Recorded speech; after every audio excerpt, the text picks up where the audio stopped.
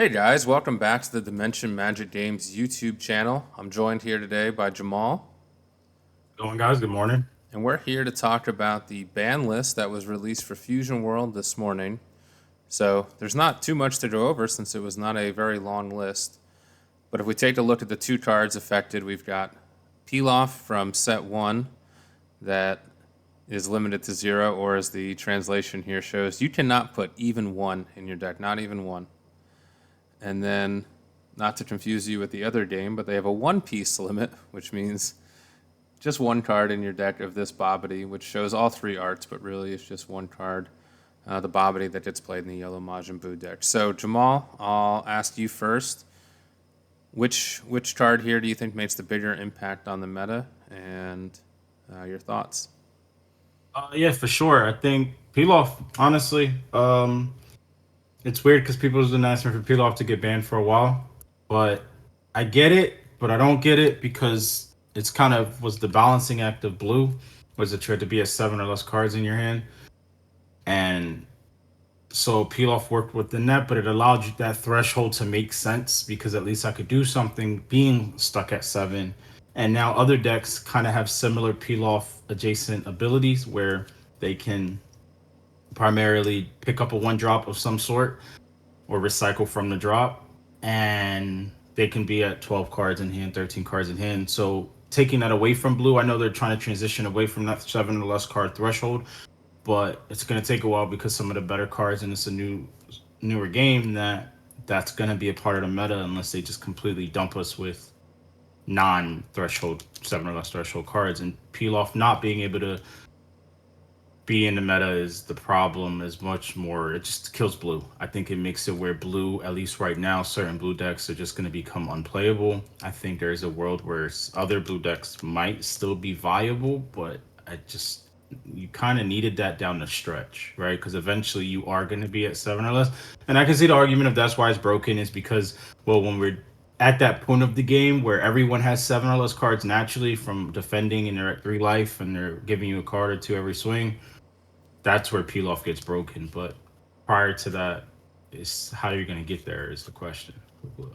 Yeah, so I think most players. Now, keep in mind, I'm not the most competitive Fusion World player. I play more as casual, more of a Masters player. But from my point of view, Pilaf is a problematic card in that it recurs itself, which probably shouldn't happen. Right.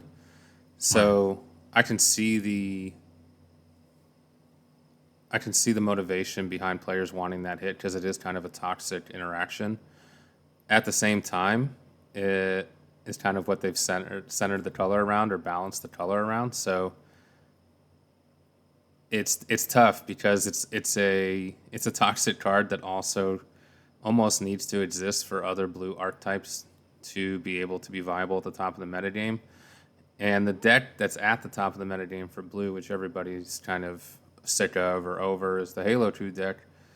And Right. this doesn't, I don't think it does enough to hinder that deck, right? So in classic Bandai fashion, at least what they do in Masters, is they hit the cards around the cards instead of hitting the actual deck that everyone wants gone and nobody would really be too bummed if they didn't have to play against anymore. They keep that deck in the format by hitting the one broken card that everyone complains about, but now it's going to be harder to play other blue strategies. I know I've been playing the mini Vegeta on the client a lot, and that deck doesn't center around needing 7 cards in hand as much as past blue decks. You know, that 5 drop Vegeta that lets me draw 3 cards is my favorite card. It's so cool, drawing 3. But at the end of the game, it's still nice to have Pilaf, or even in that beginning of the game when you're trying to stay at 8 life and you can just get your cantrips back or get different things back with Pilaf. It keeps you in the game. So it's tough. I wish they would have done something more to hit the Halo 2 deck instead of just blue in general, but I guess you could say it's something. You know, it'll satisfy some people out there who are just sick of getting Pilaf looped over and over, and it is kind of a repetitive and boring play style, I would say. So if you go to a tournament and you play 4 Halo 2s on the day, like them just getting all of their resources back is probably a frustrating experience to have to deal with all day. So I see it. What do you think about the Babidi hit here? Just getting one Babidi in the yellow Majin Buu deck. I think the Babidi hit. makes sense, but it's not. Babidi wasn't the issue with the deck, right? Babidi wasn't what made Boo broken by, or quote unquote the best deck, or whatever you want to call it. It was annoying, but it's just one card, and it's also a name or archetype name or trait to trigger the leader to be able to restand himself or energy. And so you take that away, and like the Bobbity Boo on 3 was pretty annoying because it guaranteed the pitch or Mm-hmm. guaranteed the restand for the dual Suedo dual attacker. So now you take it away, but in reality, that wasn't what the cards that it played were the problem, not it playing itself. And then more to that, we get the anniversary box card, which is a Majin Buu or an archetype that is the Frieza that rests for one. Therefore, they still have another target. Maybe it might cost an energy, but they could set it up the turn prior, whatever. But the point is, they now have an archetype card that they can pop to trigger the leader now. So really, to me, that's just a quick swap. I don't think the Babidi makes the deck worse. I don't think the Babidi being gone or being at one per se matters. If you see it, you see it. Most people only were resolving maybe two in a game, right? They'd probably drop one on 3 if they saw it. And then on turn 5 with the Kid Buu. And so now you're saying, hey, if I see it by 5, I see it by 5. And that's really where you want it, right? The turn 3 play was cute if you just wanted to get another card out their hand. But people were able to play around that pitch effect that early relatively, and then later is where you really want to see it. So you just it's at 1, it's not gone. You still play it, and you just slot in another archetype card, which they're giving us in the anniversary or the manga set. So Yeah, to me, by they're printing this new manga booster, which gives us a little bit more Majin Buu support. So they probably wanted to keep the deck around and not just crush it. But at least in playing on the client, the dual attacker is the problem. for That's the sure, card that right? gets them the most value. So if they really wanted to nerf the deck, it feels like that's where That's where they you would hit have it. went. That But card hits more. That card, people always play the Kid Buu. I mean, not Kid Buu, Gohan Buu, and it doesn't make sense because you're playing that to pitch a card, so you draw a card, but like, and then you pop Babidi, so you get 2 cards out their hand, maybe 3 because of the 25k swing. But 30k swings always take 1 and 2 cards, and that one is only if you have a super, and then mm-hmm. if not, it's always going to be 2. So you always get more value. You always get just swinging 30 alone is going to take away more value from your opponent twice than making them just so I draw one. I just the 30k dual attack is a problem for sure. Yeah, hand control is always like one of the most hated um play styles in card games, For right? sure. People hate pitching their hand, so I can Yeah, it's see a why. stupid mechanic. Yeah, I would see why that gets the hate, but it seems Right. like both of the decks that this is meant to address are both still going to be around. I think it does. It gives Halo 2 now only the Videls to recur instead of having both. So I think that will be tapered down a bit, but the Bombity doesn't seem to do too much. What?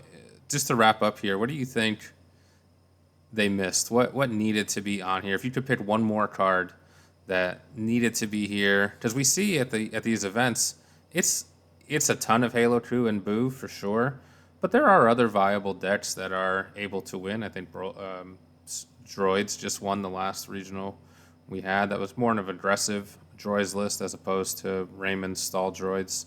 So, Sure. what do you think could have been on here if you had to pick one more card that we would have benefited from? Specifically, the Droids card, the dual name, the 4 drop ramp, Mm-hmm. 1718. That card is the ramp's not the issue. It's the fact that they get to ramp untap. Like they have lab, and people can argue like lab's worse because it's ramp over time. But at least the first time you play it, it's tapped energy. Whereas she's you pay for it costs us the best 1 drop in the game, and then they get to use the energy right away. And that's the problem. Is you should be punished for ramping because once you ramp, you're already ahead, doubling my energy, whatever. So there should be at least a turn in between or a few turns in between where I can kind of steal the game. And that card is probably what I think is the problem because now I think George just runs rampant, right? If Boo is his worst matchup, I mean, I don't think Boo got worse per se, but I do think the Babidi Boo thing did hurt Droids a little bit, right? The 2 cards and the swings was a lot, right? Mm-hmm. So, but now it is more of they don't have it. So I can see that impact there, but then George just gets to do what it does. And I think Joy should have been hit. I don't understand why something like that. It feels like they weren't really paying attention to the meta per se. It feels like they were more listening to people's complaints rather than listening to looking at the actual event data. Well, they're going to get complaints now if green runs rampant because people also don't enjoy that kind of end game deck strategy where if you get to X point in the game, you just can no longer win. And Correct. that's what droids puts you in, right? You have to kill them, and if they get to this point in the game, it's a wrap. You're not going to get back. And they have, I know people complain about Pilaf, but they have so many cards that just recur their things, and they can just put up that wall, and then you're doomed. So I guess we'll see where this goes. It's not the worst ban list. They at least I think they attempted to address people's concerns. Whether it's going to make a big impact in the metagame moving forward, it's tough to tell. We've got 2 new starter decks coming out. We've got the manga booster coming out. We've got an anniversary box, right? So To that, the thing is, the ban list feels a little late for the cards that they hit because with those 2 new sets, the manga booster coming out, especially we getting 2 decks who kind of seem like they have a good matchup against both of those decks, right? Whereas like Giblet has a card and hit that just wipes all 1 drops on the board for swinging, right? Which is pretty great against Angel Coup. And then Charlotte is a doesn't have to swing leader, and it literally plays 6 drops. So, and that was Boo's biggest weakness is 6 drops because it has no way to clear them at all, right? Can stun them where it doesn't. It's not a stun deck, right? Therefore, so it's weird that we got the ban list that we asked for, part of what we wanted, but then in the same breath, the game is shifting anyway. So it seems like it was probably going to power creep the meta, or and now who's to say if those decks are good against the rest of the field? The point is, it just feels like it's a little late. yeah, we've been in a set 4 meta for 3 sets basically. Right. So we'll see if this can kind of break that trend, or if it's hard to tell if it's this or if the cards coming out in the future we're going to break that trend anyway. I think for the overall health of the game, Pilaf being gone is probably a good thing.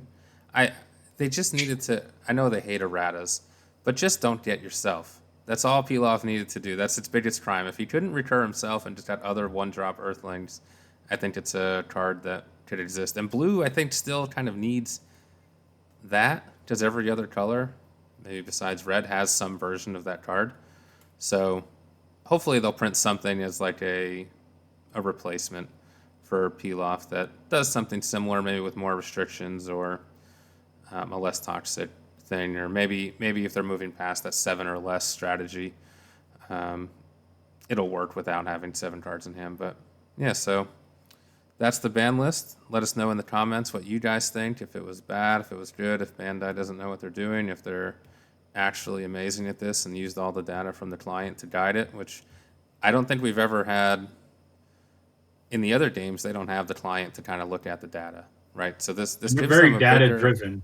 So You they would love their think, data. you would think, Yeah. but I don't know. I play a lot of green on the client, so it's Thanks. interesting that it's not there. But let us know in the comments what you think, and we'll be back for some more Fusion World and Masters content in the future. Peace.